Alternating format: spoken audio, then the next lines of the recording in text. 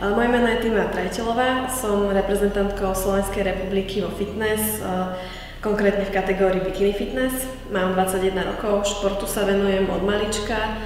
Najprv som začala nejakou atletikou, neskôr som trénovala a začínala v posilke cvičiť skôr pre seba a z tejto malej vášne sa stala až moja práca a asi taký najväčší koníček a momentálne sa vlastne pripravujem na súťaže a súťažím či už na domácich alebo na svetových pódiach. Medzi moje najväčšie úspechy určite patria víťazstva na majstrovstvách Európy v juniorskej kategórii z roku 2015 a 2016, ďalej absolútne víťazstvo z majstrovstiev sveta z roku 2015 a vlastne minulý rok sa mi podarilo v ženskej kategórii získať druhé miesto na majstrovstvách sveta.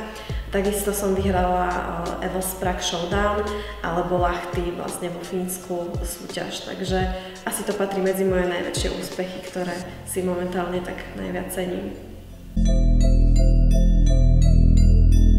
Čo sa týka nejakých plánov do budúcna, tak určite by som rada štartovala celú jarnú a jesennú sezónu, ako to mám vo zvyku.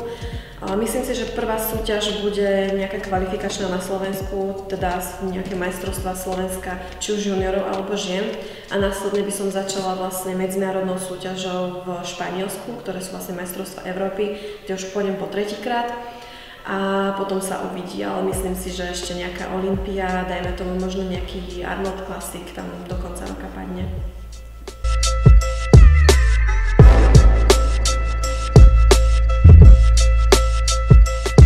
Týchto otázok, ktoré vlastne smerujú na môj fanpage, podobného znenia mám naozaj veľa.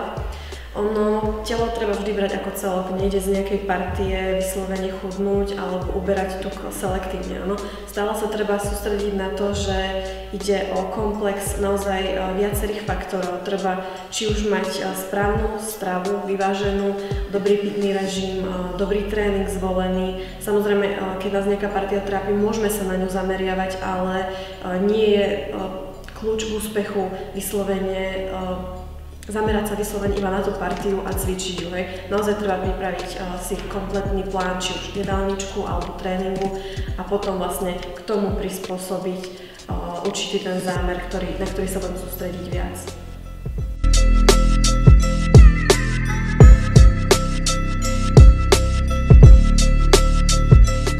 Tak základ z začiatku súťaženia je hlavne mať nejaký ten základ v cvičení alebo nejaké tie návyky, ja by som odporúčala teda, aby to boli väčšinou baby, ktoré cvičia radi a cvičia už nejakú dobu, pretože začať súťažiť a začať zároveň cvičiť a prvú prípravu je síce tiež pekné, ale ten nejaký základ športový by tam mal určite byť. Keď tá baba má nejaký športový základ, tak potom by som si určite našla niekoho, kto mi bude s prípravou pomáhať, nejakého skúseného trénera alebo trénerku, ktorá vlastne bude ako keby dohliadať na toho človeka. Nemusí s ním byť každý deň, to nie je o tom, že niekto bude nad vami stáť a bude vám rozprávať alebo počítať cviky a série a tak ďalej.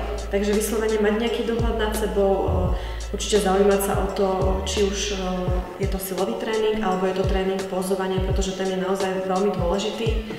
Ďalej sú to určite súťažné bikiny a rôzne tie detaily, ktoré vlastne okolo súťaže sú. Takže myslím si, že základ je hlavne tréning, mať to rád a potom už vlastne sa rozhodnú teda, že postupím ďalej, možno kročík bližšie a splním si ten sen a postavím sa možno prvýkrát na pódium.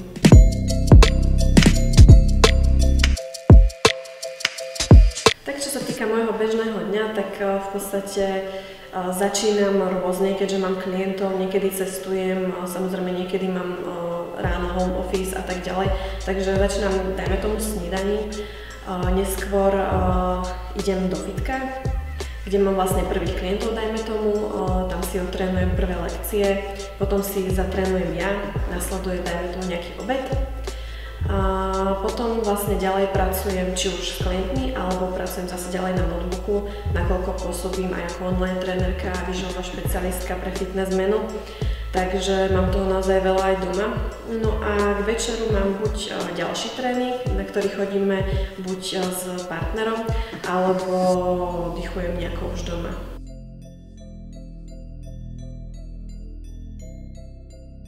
Takže 11.2. v sobotu ma môžete vidieť na akcii na Bersvali, na ktorej sa zúčastním už druhýkrát. Bude to vlastne druhý ročník. Veľmi sa teším na stretnutie so všetkými ľuďmi, ktorí tam prídu. A pokiaľ ešte rozmýšľate, rozhodujete sa, alebo ste o tejto akcii nevedeli, tak určite si ju nenechajte ujsť, pretože tam uvidíte takmer všetky osobnosti zo sveta fitness, kulturistiky, silového trojboja z Českej a Slovenskej republiky. Ďalej, čo nás čaká? Bude nás čakať určite nejaká autogramiáda, fotenie, budem sa určite vyskytovať počas celého dňa v priestoroch, takže si ma môžete odchytiť, môžeme sa porozprávať na danú tému, ktorá vás bude zaujímať. Takisto budem potom na seminári a myslím si, že teda ten bude zaujímavý pre všetkých, takže nenechajte si to ujsť, budem sa na vás veľmi tešiť.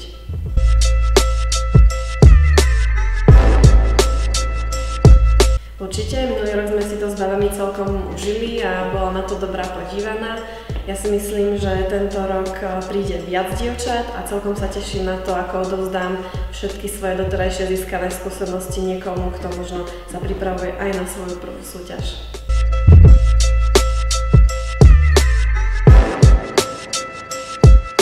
Tento seminár by si určite nemal nechať ujsť podľa mňa každý. Je to pre všetkých nadšencov fitness, kulturistiky, silového športu, zdravého životného štýlu a tak ďalej. Myslím si, že tam budeme naozaj všetci, čo sa týka zastúpenia za každú kategóriu. Budem tam ja, bude tam Ondrej Kmošťák za Men Physique, ďalej tam bude Milan Šádek za kulturistiku, Pavel Beran a takisto tam bude Jonáš Petřík. Takže myslím si, že naozaj dosť silné zastúpenie a veľké zameranie.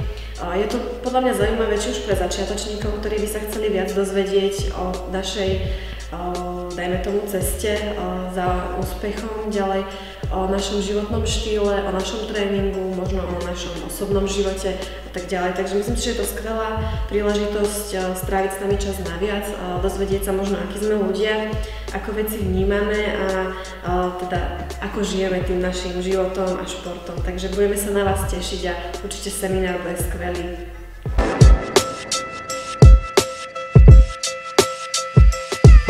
Určite by som ešte raz chcela srdečne pozvať na túto akciu, pretože som si ju minulý rok naozaj užila.